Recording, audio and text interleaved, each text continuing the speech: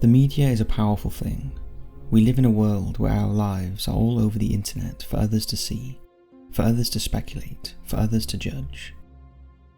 Years ago, someone could be broken by a newspaper article or TV interview, but today there is a very different problem in the form of social media, and we are all a part of it. An ill-advised comment or post can literally ruin not only someone's career but life.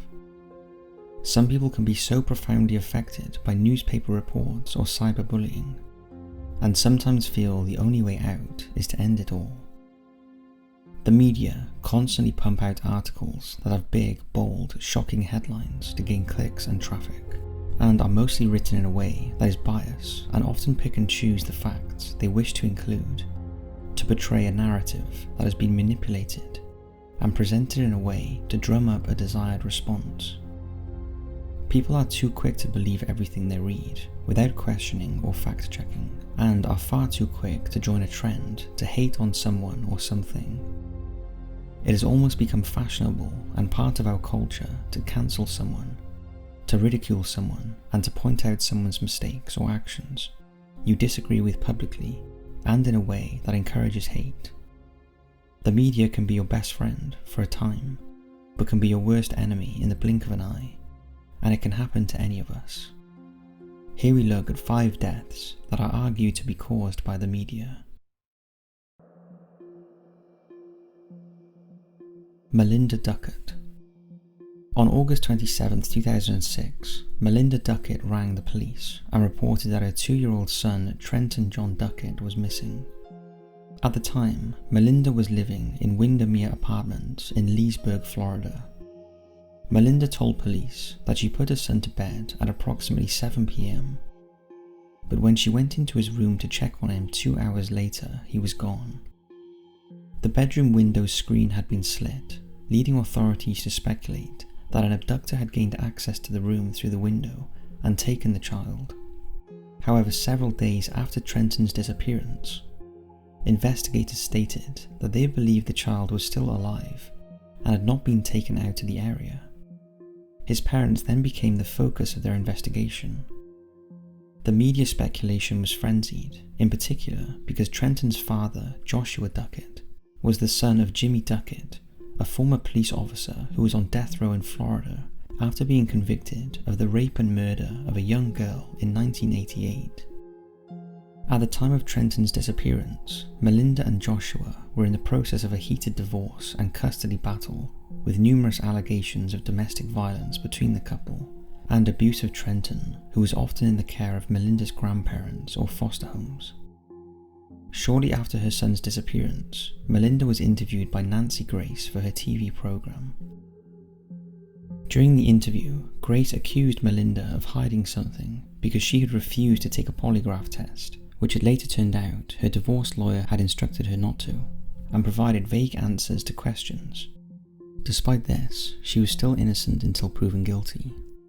The day after the interview, Melinda wrote a 2-page letter addressing to the public, expressing her love for Trenton and anger over being faced with ridicule and criticism. She left the letter on the dashboard of her car, entered her grandparents' home, retrieved her grandfather's shotgun, went into a closet and shot herself. She was just 21 years old. After the death of their daughter, Melinda's parents filed a wrongful death lawsuit against Nancy Grace on CNN, her network, citing that the interview was so aggressive that Melinda had been pushed over the edge as a result. They felt the stress of her son's disappearance and the subsequent media scrutiny as the reason for her suicide. She had a history of depression and 2 previous stays in mental hospitals. On September 21, 2006, nearly a month after Trenton went missing, and 2 weeks after Melinda's death, police officially named her as the prime and only suspect in Trenton's case. Although they stated they did not necessarily believe she had harmed him. The lawsuit was settled out of court, and CNN agreed to set up a $200,000 trust fund to finance the search for Trenton. In an interview about the case, Nancy Grace said, "If anything, I would suggest that guilt made her commit suicide. To suggest that a 15 or 20-minute interview can cause someone to commit suicide is focusing on the wrong thing. A year after Trenton disappeared, investigators ruled out several theories in his case, although sadly to this day, Trenton has never been found.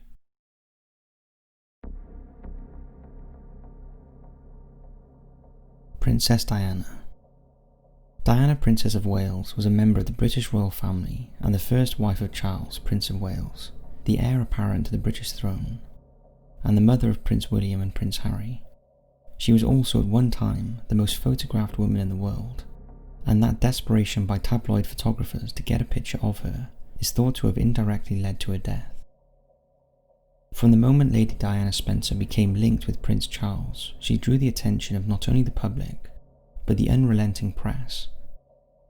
From those early days in 1980, when Diana was just 19, the eyes of the media were on her. After her marriage to Prince Charles in 1981, when she became Princess of Wales, Diana became one of the most famous women in the world. Her style, her beauty, her charitable work, and her every move was documented and photographed. After the birth of William and Harry, even a day out with her sons made the headlines. But behind the confident smile and self-assured, charismatic, public persona, there was a woman who was mentally struggling. It would later be publicly revealed that her marriage was in trouble, and both her and Charles had embarked on extramarital affairs, and that Diana, who was desperately unhappy, also had bulimia. In 1992, soon after the breakdown of their relationship became public knowledge, and the details of their marital difficulties became increasingly publicised, Charles and Diana separated. In 1995, Diana gave a tell-all interview with Martin Bashir, in which she slated her husband and the royals. There was no going back from this, and the marriage ended in divorce in 1996. Diana stepped back from some of her public duties, although she later became known for involvement with AIDS patients and campaigned for the removal of landmines. She also raised awareness and advocated ways to help people affected with cancer and mental illness. However, despite her divorce from Charles and her step back from royal duties, Diana was still hounded relentlessly by the press. She couldn't do anything without several cameras being pointed in her face, and the strain was starting to show. Things got worse in 1997 when Diana embarked on a romantic relationship with Dodi Fayed, an Egyptian film producer and the son of billionaire Harrods owner at the time, Mohammed Al Fayed. The media interest ramped up even higher, and there was plenty to write about. Dodi had a reputation as a playboy. He was also only recently engaged to someone else, and allegedly broke off the engagement to be with Diana. Add in the fact that Dodi was a Muslim with a string of celebrity ex-girlfriends, meant there was much media and public interest in the new relationship. It was also no secret that members of the royal family and the British establishment did not approve of the princess's relationship with Dodi. In the summer of 1997, Mohammed invited the Princess of Wales and his sons to spend time on his yacht in the south of France. There, Diana got to know Dodi better. Around the same time, Diana ended her relationship with heart surgeon Hasnat Khan, whom she dated for around 2 years. Diana returned to the yacht in August of that year, this time without her children, and a photograph of Diana and Dodi kissing made headlines around the world. They spent time in south of France and Sardinia before flying to Paris. Around 4:30 p.m. on August 30th, 1997, Diana and Dodi arrived at the Ritz Paris Hotel through the back door as they occupied the Imperial Suite. Around 7 p.m, Diana and Dodi exited the Ritz through the rear entrance and are driven to his residence near the Arc de Triomphe. They later headed out to a restaurant for dinner, but are being pursued by the paparazzi, so instead return to the Ritz and eat there instead, having food delivered to their suite after Dodi suspects the restaurant has been infiltrated with paparazzi. At around 12:20 a.m, with bodyguard Trevor Rees-Jones, Dodi and Diana attempt to evade photographers by leaving the hotel through its rear entrance to return to Dodi's apartment. They enter the back seat of a black Mercedes S280, to be driven by Ritz security employee Henry Paul. At approximately 12:23 a.m, the speeding car, in a desperate attempt to outrun photographers who are pursuing the car, collides with a concrete pillar in the Pont de la Mare tunnel. Dodie and Henry Paul are killed instantly. Diana is still alive but badly injured, and after attempts to stabilise her at the scene, she is transported to hospital at around 2 AM and undergoes surgery. At 4 AM, the princess, who celebrated her 36th birthday the previous month, is pronounced dead. The only person to survive the crash was Trevor Rees-Jones, who was also the only one wearing a seatbelt. Speculation is rife, and there are many conspiracy theories surrounding the death of Diana. But needless to say, if the paparazzi were not pursuing them relentlessly, trying to get photographs for newspapers, we can say that the car would not have been driving as erratically as it was, and the accident may well have been avoided.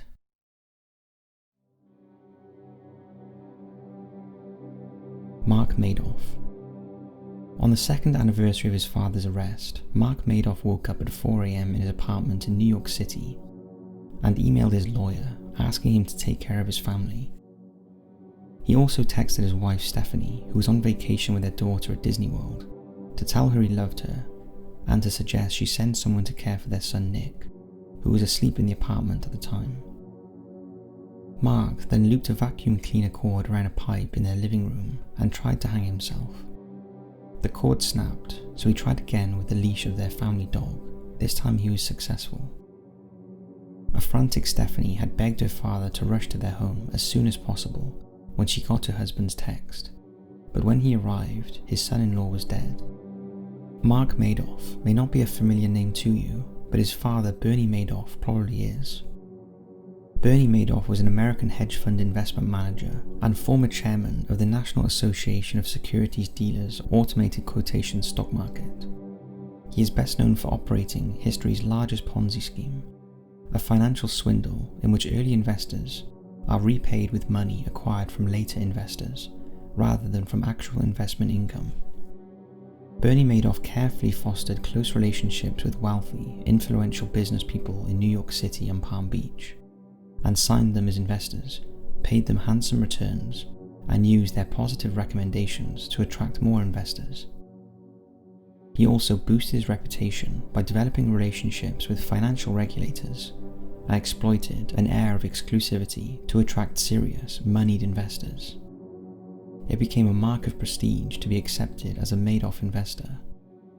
Bernie continued his scam for many years, until in 2001, Barron's Financial Magazine published an article that cast doubt on Madoff's integrity. But it wasn't until Madoff's operations collapsed in December 2008, amid the global economic crisis, that the full scale of his scam was realized. The feeder funds collapsed, and losses were reported by such international banks as Banco Santander of Spain, BNP Paribas in France, and Britain's HSBC, often because of the huge loans that they had made to investors who were wiped out and unable to repay the debt. In March 2009, Bernie pleaded guilty to fraud, money laundering, and other crimes.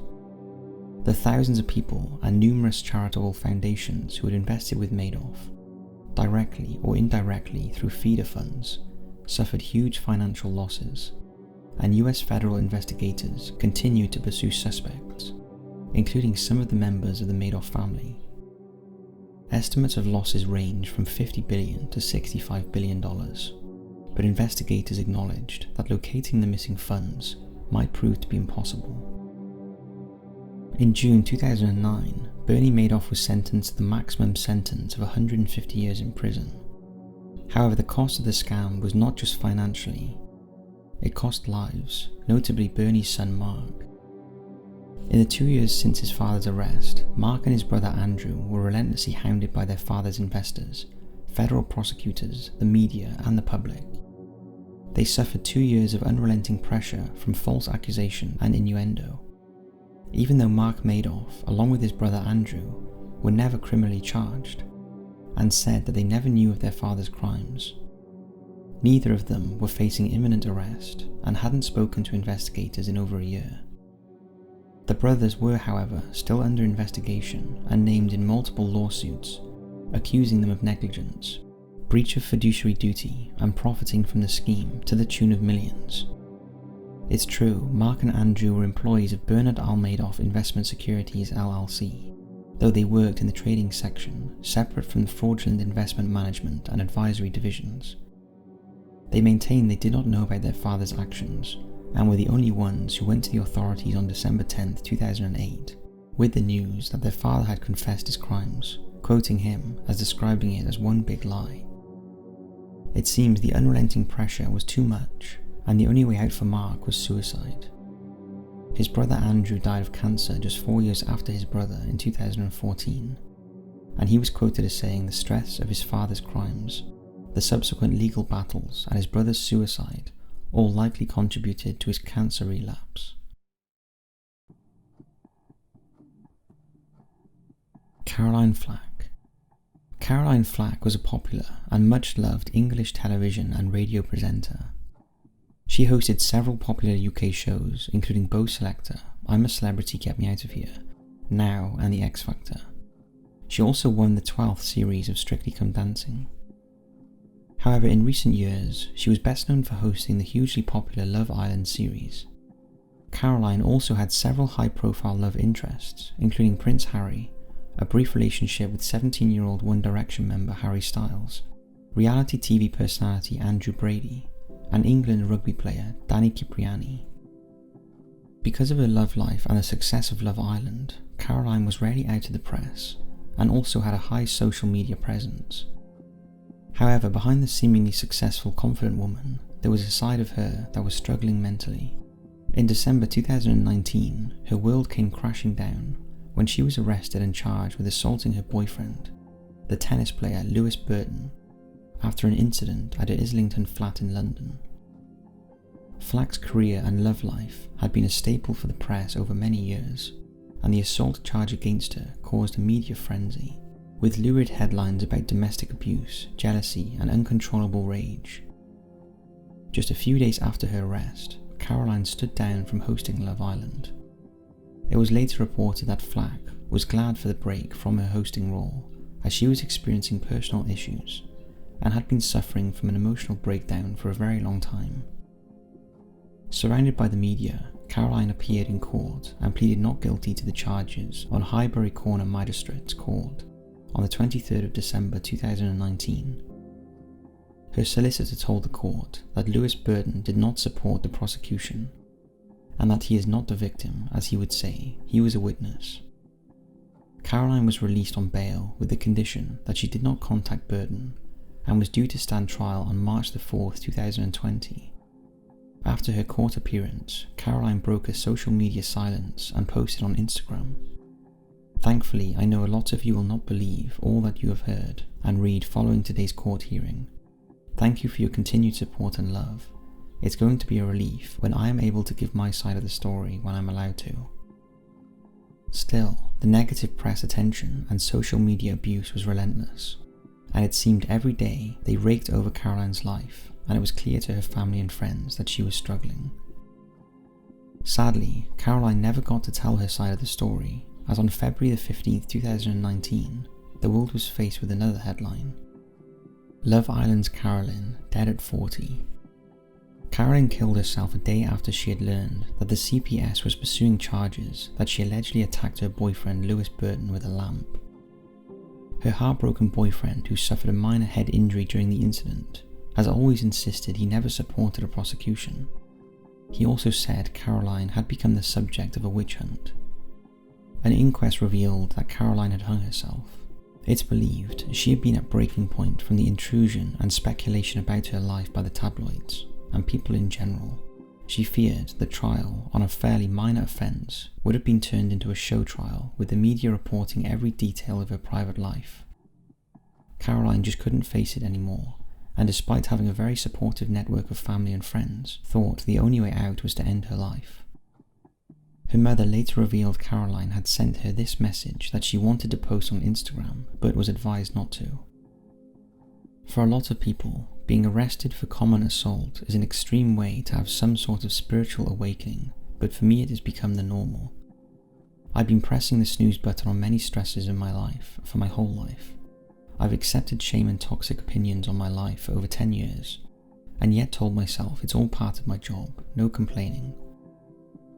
The problem with brushing things under the carpet is, they are still there, and one day someone is going to lift that carpet up, and all you're going to feel is shame and embarrassment. On December the 12th, 2019, I was arrested for common assault on my boyfriend. Within 24 hours, my whole world and future was swept from under my feet, and all the walls that I'd had taken so long to build around me collapsed. I am suddenly on a different kind of stage, and everyone is watching it happen. I've always taken responsibility for what happened that night, even on the night, but the truth is, it was an accident. I've been having some sort of emotional breakdown for a very long time, but I am not a domestic abuser. We had an argument and an accident happened. An accident. The blood that someone sold to a newspaper was my blood, and that was something very sad and very personal. The reason I am talking today is because my family can't take any more. I've lost my job, my home, my ability to speak, and the truth has been taken out of my hands and used as entertainment. I can't spend every day hidden away, being told not to say or speak to anyone. I am so sorry to my family for what I have brought upon them and for what my friends have had to go through. I'm not thinking about how I'm going to get my career back. I'm thinking about how I'm going to get mine and my family's life back. I can't say any more than that. That is a poignant reminder of what might be going on in someone's mind, and a warning that before you post, write or comment a personal attack on anyone, think twice and be kind. K-pop stars. Once popular mainly just in Asian countries, K-pop girl groups and boy bands like BTS now command huge global followings. The genre has captured the imagination of fans around the world with its mix of synthesized songs, stylish outfits and choreographed dance routines. However, the entertainment industry experts have long warned about the dark side of the K-pop industry, and for some of its young stars, the pressure and scrutiny by both fans and the media became too much. The K-pop phenomenon gets circulated largely through YouTube, Instagram, Twitter, and other social media channels, where its stars are exposed to not only a flood of fan letters, but also hateful comments and cyberbullying on everything from their looks to their singing skills to their private lives. But the demoralization of K-pop stars starts way before that, when legions of South Korean children start training in the hope of becoming the next K-pop idol, hoping to impress star management agencies who decide if they are good enough to join the next big group.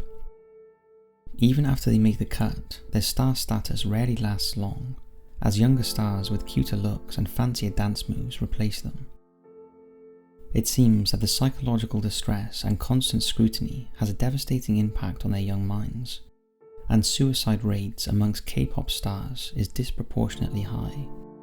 Here we'll look at just 3 of the many K-pop stars who have succumbed to the pressures of being constantly scrutinized in the media. On December 18, 2017, Kim Jong-hyun was found dead in his rented apartment in Seoul. Investigators believe he died from inhaling either toxic fumes or smoke, as they discovered coal briquettes burned on a frying pan on the stove. 28-year-old Kim was the lead singer of SHINee, one of the most prominent K-pop groups in the world, and his death sparked waves of grief amongst his fans. A note believed to have been sent by him to a friend spoke of his struggles with depression and fame. The note read that he was broken from the inside and that the life of fame was never meant for him. SHINee was unusual, as its 5 members had stayed together for 9 years and were still active at the time of Kim. Usually K-pop stars are replaced or branch out into fashion or acting. A memorial to the star in 2017 was attended by fellow K-pop star Sulli, an actress, model and former member of the South Korean girl group F. Less than 2 years later, Sulli would also be dead. She was found on October 14, 2019 in her house in Seoul. She had hung herself. Before her death, Sulli had bitterly complained about misogynistic internet trolls, especially after she joined a feminist campaign that advocated not wearing bras. Sulli was just 27 years old. Sulli's friend and fellow K-pop star Gu Hara was heartbroken, bidding a farewell to her best friend in a live streaming video with tears running down her cheeks. Less than 2 months later, she was also dead, found at her home on November 24, 2019, with the cause of death ruled as a possible suicide. investigators found a handwritten memo in which Miss Gu expressed her despair. She was a former member of the popular K-pop girl group Kara and had struggled with online attacks. Trolls spread rumours that she owed her looks largely to plastic surgery after she admitted that she had undergone the knife for droopy eyes. Things turned worse for her after she broke up with her hair designer boyfriend, and rumours spread that there was video footage of the couple engaging in intercourse. Before her death, she wrote on her Instagram, "I won't be lenient on these vicious commentaries anymore." She also posted about her mental health and problems with depression. She was almost pleading for her critics to stop. In her last Instagram message, Miss Gu uploaded a photo of her lying on her bed and wrote goodbye. These 5 and the many more instances like this are a reminder to everyone that anyone, even celebrities, can be affected over internet comments. They might seem to have it all, but what people do not realise is many of them suffer from mental illness due to their ridiculously hectic and micromanaged lifestyles, not to mention the constant criticism and hate they receive from the internet. So we implore you, recognise the bias in the media, in the mob, stand up and don't support it. Recognise that what you see and read in the media is designed and set up to make you think and feel a certain way. Take accountability for your own contributions in these situations. Sharing these articles, leaving a negative comment, joining in with all the overwhelming noise. It's like a disease that spreads like wildfire, and it is all of us collectively who are contributing to this. It is only when the majority of us actively and politely call out the inaccuracies and hounding of people in the media and others for perpetrating hate will things really change. If we stop consuming media in this way, change will have to happen. Take a step back and realise these are people's lives, and their lives are not always for our entertainment. Let your actions, your thoughts, your comments be understanding. There is a correct way to handle things, and it certainly isn't condemning people on social media. We must do better, we must be better, and that changes with our own actions first. Too many people have already been lost, and it must stop.